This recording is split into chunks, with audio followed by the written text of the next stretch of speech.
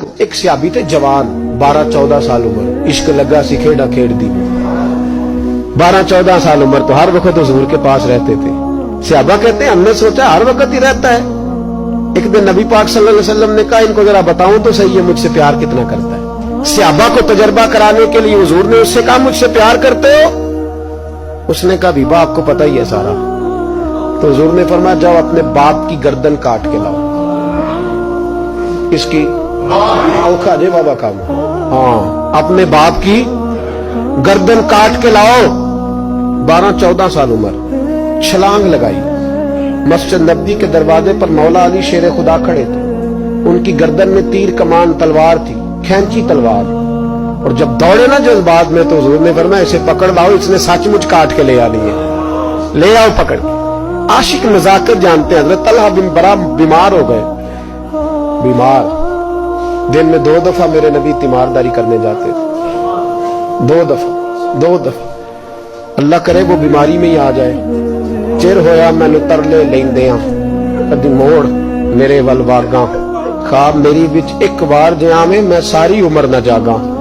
نبی پاک صلی اللہ علیہ وسلم 2 دفعہ تیمارداری کرنے جاتے, 2 دفعہ دن, 2 دفعہ حضور پتہ لے. ایک دن حضور شام کو گئے, ان کا ماتھا چوما تو حضور کی آنکھوں میں آنسو آ گئے.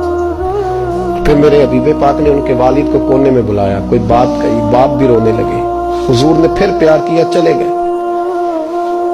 حضرت طلحہ نے ابا جی سے کہنے لگے حضور کیا کہہ کے گئے؟ کہا بیٹے کچھ نہیں. کہا نہیں مجھے بتائیں. کچھ نہیں, رشتہ ہی بڑا نازک, نہیں بتائیں.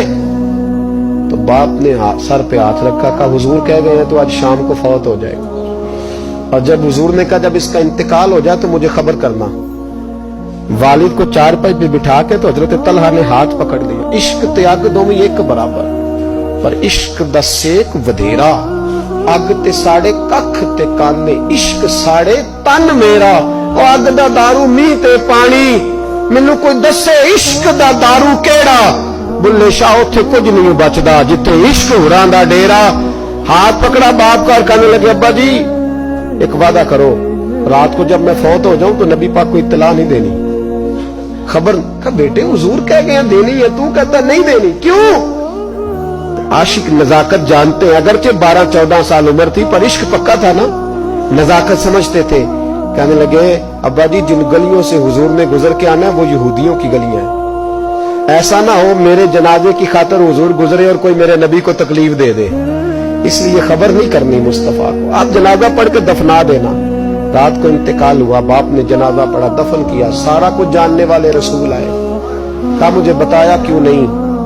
عرض کی محبوبہ, کہتا تھا حضور کو تکلیف نہیں دینی, میری ذات کی خاطر تکلیف نہ دینا, نہ کوئی یہودی تکلیف نہ پہنچا دے. گلیاں یہودیوں کی ہیں, قربان جائیں. ساری دنیا روزہ رسول پہ, اور میرے رسول نے فرمایا مجھے بتاؤ اس کی قبر کہاں ہے. ساری دنیا روزہ رسول پہ, اور نبی پاک اس غلام کی قبر پہ کھڑے آنسو بہہ رہے ہیں. صحابہ کہتے ہیں ہر قبر پہ دعا یہ ہوتی تھی یا اللہ قبر کشادہ کر دے, یا اللہ اس کا